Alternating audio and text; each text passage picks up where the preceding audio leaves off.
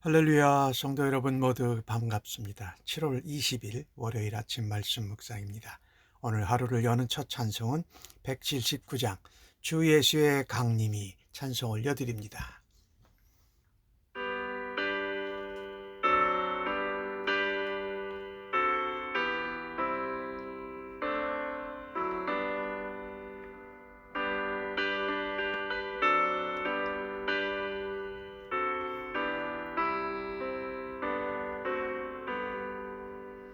주 예수의 강림이 가까우니 저 천국을 얻을 자 되게 하라. 주 성령과 너희를 부르시고 천사도 나와서 영접하네. 주 예수님 너희를 찾으시니 왜 의심을 하면서 오지 않나.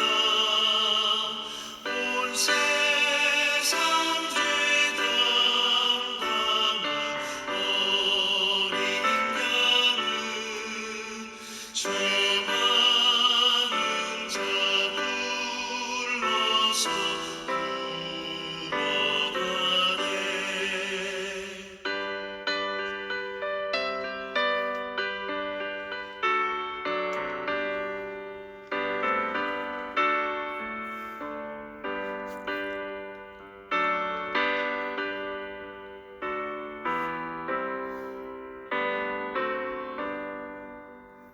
이 세상이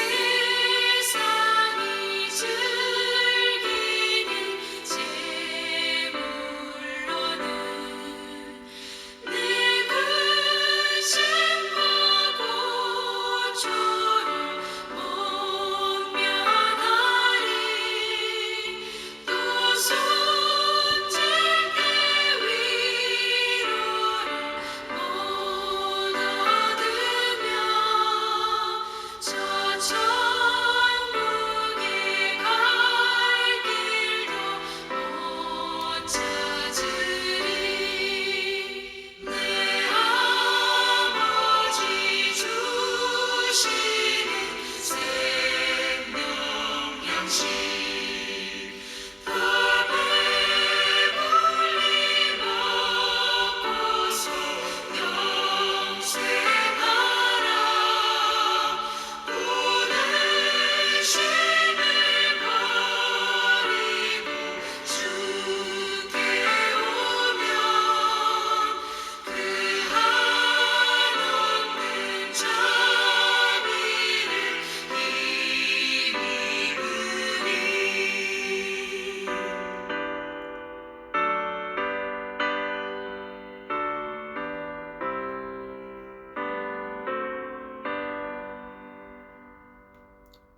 오늘 주시는 하나님의 말씀은 에스겔 27장 26절로 36절까지의 말씀입니다. 함께 성경을 읽으십시다. 내 사공이 너를 인도하여 큰 물에 이르게 하며 동풍이 바다 한가운데에서 너를 무찔렀도다. 내 재물과 상품과 바꾼 물건과 내 사곤과 선장과 내 배의 틈을 막는 자와 내 상인과 내 가운데 있는 모든 용사와 내 가운데 있는 모든 무리가 내가 패망하는 날에 다 바다 한가운데 빠질 것이며 내 선장이 부르짖는 소리에 물결이 흔들리리로다. 너를 잡은 모든 자와 사공과 바다의 선장들이 다 배에서 내려 언덕에 서서 너를 위하여 크게 소리질러 통곡하고 티끝을 머리에 덮었으며 제 가운데에 뒹굴며 그들이 다 너를 위하여 머리털을 밀고 굵은 배로 띠를 띠고 마음이 아프게 슬프이 통곡하리로다. 그들이 통곡할 때에 너를 위하여 슬픈 노래를 불러 애도하여 말하기를 들어와 같이 바다 한가운데에서 적막한 자 누구인고 내 눈물을 바다로 실어 나를 때에 내가 여러 백성을 풍족하게 하였으며 내 재물과 무역품으로 세상 왕들을 풍부하게 하였었도다. 내가 바다 깊은 데에서 파선할 때에 내 무역품과 내 승격이 다 빠졌으며 섬의 주민들이 너로 말미암아 놀라고 왕들이 심히 두려워하여 얼굴이 근심이 가득하도다. 많은 민족의 상인들이 다 너를 비웃으며 내가 공포의 대상이 되고 내가 영원히 다시 잊지 못하리라 하셨느니라. 아멘. 이 드로의 심판과 멸망에 관한 부분입니다. 특별히 우리가 오늘 본문을 보면서 좀 유의할 것이 암몬과 모압과 에돔과 블레셋 이 네 나라에 대해서 심판을 예언하는 것은 25장 한 장으로 끝났어요. 그런데 두로의 심판에 대해서 또 예언에 대해서 멸망에 대해서 애가를 짓고 두로 왕까지 이 멸망하는 것 애가를 짓는 것을 해서 26장에서 28장까지 거의 3장 가까이를 할애합니다. 뒤에 28장에 3분의 1만 시돈의 멸망을 다루고 있어요. 그만큼 두로의 멸망이 중요했다라는 것입니다. 오늘 이 두로의 멸망에 대한 심판과 예언과 애가가 나오는데 그것이 26장부터 시작돼요.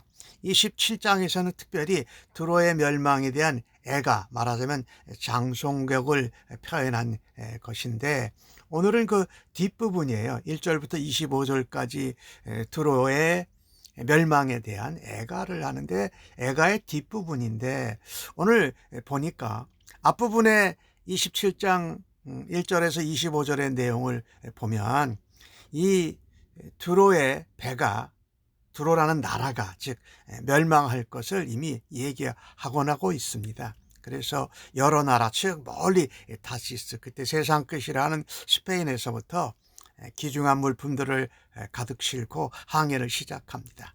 그런데 배는 이미 스스로 감당할 수 없을 만큼 짐을 많이 실은 무거운 상태였다라는 것이죠. 바다 한가운데를 가로지르면서 그들은 스스로 자랑하고 과시합니다. 자신들의 번영을 말이죠. 그리고 능숙한 솜씨로 배를 몰아서 마침내 큰 물에 이르렀습니다. 큰 물에 이르렀을 때에 그들은 거기가 자신들이 익숙하고 기대하고 안전한 항구라고 생각했지만 그것이 멸망의 장소가 되고 말았다라는 것입니다. 실제로 이 두로는 이스라엘이 남쪽 유다 왕국이 망했을 때에 26장 2절에 그런 말합니다. 만문의 문이 깨져서 내게로 돌아왔도다. 그가 유다 왕국이 황폐했으니 내가 충만함을 얻으리더라. 하나님의 언약 백성이 나라가 망한 것을 자신들의 형통의 기회로 삼았다라는 것입니다. 그런데 이제 자신들이 멸망에 이르게 됐다라는 것이지요. 굉장한 이게 반전이죠. 자신들은 여기 안전한 곳에 있다고 생각하는데 오늘 26절에 뭐라고 말합니까? 동풍이 바다 한가운데서 너를 물리찔렀도다. 이 동풍은 이 두로라는 배를 표현하는데 그 바다의 동풍을 말하지만 실제로는 바벨론의 느부갓네살 왕이 공격해서 멸망하게 된다라는 것입니다. 자기가 가장 자신이 있어하고 모든 나라들과 해상 무역을 하면서 네트워킹이 되고 경제력으로 군사적으로 부족할 것이 없는 가운데 있었는데 오늘 그 자리가 바로 그들의 멸망의 자리, 무덤의 자리가 되고 만다라는 것입니다. 두로는 많은 것을 가지고 있었어요. 경제력, 다른 거의 그 당시에 모든 나라들과 해상 무역을 했으니까 경제력이 대단했죠. 그만큼 기술력이 있었어요. 배도 큰 배를 많은 것을 실을 수 있는 배를 종교적인 자원, 군사력도 용병들을 사용해서 전혀 다른 나라에게 해 공격을 받지 않았었는데 사실 그 모든 것들이 한순간에 무너지게 된다는 것입니다. 두로라는 이 나라는 자신을 부유하고 강하게 만들어준 이 요소들, 경제력, 기술력, 네트워킹, 종교적인 자원, 군사력 이런 것들을 굳게 믿었습니다. 그러나 오늘 보니까 하나님 앞에서는 그 모든 것들, 화려한 것들, 아름다운 것들이 한순간에 무너진다라는 거예요. 심판한다라는 것이지요. 그래서 27절에 그런 말씀이 있지 않습니까? 내가 패망하는 날에 다 바다 한가운데에 빠질 것이며. 이것을 보면서 우리가 생각하는 것이 있습니다. 우리가 정말 경제적으로 뭐 부족함이 없고 남하고 네트워킹이 잘 돼 있고 기술적으로도 뛰어나고 또 종교적으로도 우상을 그들도 섬기고 있었죠. 군사력도 있었는데 오히려 자신들이 익숙해하고 편안해하던 배 한가운데에서 깊은 물 바다 한가운데에서 그들이 패망하는 그 바다 깊은 속이 되었다라는 것입니다. 우리가 하나님 없이 익숙하고 평안하고 형통하고 경제력과 네트워크가 잘 돼 있다고 의지할 때에 그것이 멸망의 자리가 될 수 있다는 것을 우리에게 말씀하고 있습니다. 오늘 그렇게 두로라는 나라가 이 배가 바다 한가운데에서 파손하는 것 같은 것을 볼 때에 그 선장들이 부르짖을 때 물결이 흔들린다. 이 물결이 흔들린다는 것은 단순히 파도가 아니라 거기 나라가 두로라는 나라가 멸망할 때에 파도가 쳐서 그 해변가에 이른다라는 말입니다. 즉 말하자면 해변에 있는 나라들 또 해변에서 이 두로와 같이 해상무역을 했던 이 여러 국가들의 밀접한 관계가 그 두로가 망한 것이 파급되어진다라는 이런 표현들이에요.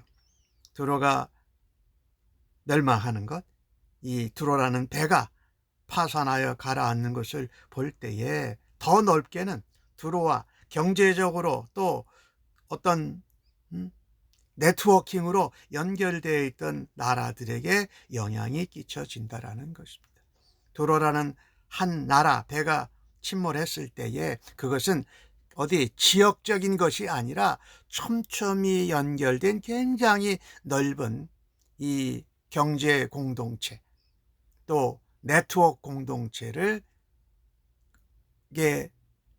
파급을 하는 거대한 지진과도 같은 거였다라는 것이에요. 그래서 노를 잡은 모든 자 또 사공 선장들이 다 배에 내려서 언덕에 섭니다. 크게 소리질러 통곡합니다. 티끌을 머리에 뒤집어 쓰고 제 가운데서 뒹굴고 머리털을 밀고 굵은 띠를 띠고 마음이 아파서 슬퍼 통곡한다. 마치 이스라엘 백성들이 회개할 때에 또 멸망하는 것을 안타까워할 때 하는 그 모습과 똑같다라는 것입니다. 이 상황을 본 눈으로 목도한 사람들은 철저하게 애곡하는 자세를 취합니다. 즉 두로의 멸망이 단순한 경제적인 손실 정도가 아니라는 겁니다. 자신들에게는 생명이 끊어지고 참혹한 죽음의 사건으로 받아들여지고 있다라는 것입니다. 그래서 32절 말씀은 그것을 이렇게 표현합니다. 그들이 슬픈 노래를 불러 애도하며 말하기를 두로와 같이 바다 가운데서 적막한 자가 누구냐. 이 적막하다라는 표현. 번잡하게 무역하고 배가 오고 가고 기술이 전달되고 물건이 교환되는 이 활기찬 생명력의 움직임이 완전히 끊어진 것입니다. 적막할 정도로 죽음의 정적만이 거기 있다라는 것입니다. 두로의 멸망이 그만큼 파급이 컸다라는 것이지요. 두로라는 나라가 어땠습니까? 자기가 마치 세상의 중심인 양 소란스럽고 또 번성해서 네트워킹이 연결돼서 다른 나라들의 시선을 다 받던 나라가 두로입니다. 그런데 바다 한복판 그들이 해상무역을 하면서 자신들의 능력과 자신들의 힘과 경제력을 발휘하던 그 한가운데에서 무너지고 말았다라는 것입니다. 가장 자신들이 자신 있어 하고 편하고 빛나고 화려했던 것이 정말 차가운 무덤이 되고 말았다라는 것이에요. 오늘 이 두로의 경제력과 여러 나라들과 네트워킹한 것, 또 여러 가지 아름답고 번성했던 그런 모습이 그러니까 경제력과 권력과 나라들 간의 네트워크이죠. 외교력이라고 할 수도 있죠. 이런 것들이 하나님이 심판에 예언하시니까 한 번에 그대로 무너질 수 있다는 것을 우리가 보아야 합니다. 즉 말하자면 이 두로를 통해서 우리가 보아야 할 것이 하나 있다면, 하나님 없이 이루어진 번영은 공허하다라는 겁니다. 하나님 없이 이루어진 경제력과 어떤 네트워크, 외교력, 이런 것은 하나님 앞에 전혀 아무것도 아니라는 말씀을 전하고 있는 것입니다. 33절 이후로 36절까지의 말씀을 보면 그 두로의 풍요로움의 종말에 대해서 열방 나라들이, 관계했던 나라들이 어떻게 반응하는지를 말씀하고 있습니다. 바다로 많은 물건을 실어놨을 때에 여러 나라 백성들이 풍족했고, 너희들이 그 두로가 교역하고 무역하고 나누는 재물이 많은 왕들이 풍부하게 여겼어요. 그런데 그 두로가 망할 때에 그 무역품과 내승격들이 다 빠진 것 같이 멸망했다라는 것이죠. 그래서 이 반응이 몇 가지가 나와요. 성의 주민들이 말미암아 놀라요. 왕들은 두려워했어요. 얼굴에 근심이 가득했어요.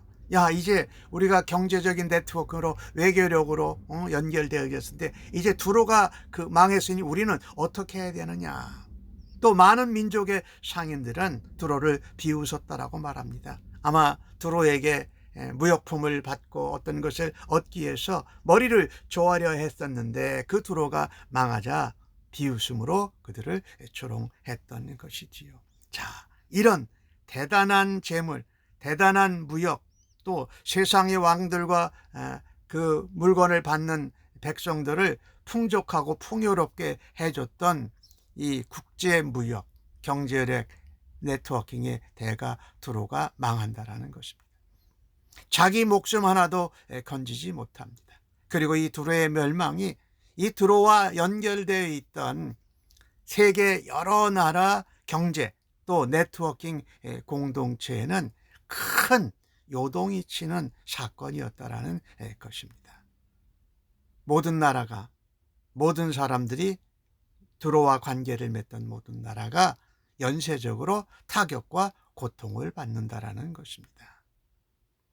오늘 본문을 보면서 두로는 하나님 없이 이룬 인간의 번영과 또 어떤 네트워킹들이 서로 잘 진행됐지만 그것이 무너질 때의 파장은 훨씬 더 엄청나고 파괴적이라는 사실을 우리에게 알려줍니다. 그래서 오늘 주신 말씀을 보면서 우리는 이 두로의 멸망을 보면서 이 하나님 없는 번영이, 하나님 없는 아름다움, 하나님 없는 자기 과시, 하나님 없는 아름다움이 얼마나 비극적인지를 마지막 36절 후반부에서 보게 됩니다. 내가, 두로가 망함으로 공포의 대상이다. 나도 두로와 관계를 맺었고 두로와 관계를 맺은 여러 왕들, 무역품을 주고받았던 나라들도 두로와 같이 하나님 앞에 심판받고 망할까 봐 두려워했다. 그리고 내가 영원히 다시 잊지 못하리라 라고 하나님이 말씀하셨다라는 것입니다. 이 말씀을 하나님이 준엄하게 에스겔을 통해서 두로에게, 그리고 이 말씀을 보는 모든 하나님의 백성들에게 도전하고 계신 것이지요. 이 땅이 주는, 사람들이 자기 힘으로, 자기 경제로, 자기 네트워크로, 자기 뭔가 외교적으로 연결한 것으로는 결코 영원할 수 없다라는 것입니다. 이 땅이 주는 세상의 기쁨과 형통과 번영은 하나님 앞에 반드시 심판을 받는다라는 것입니다. 그래서 우리가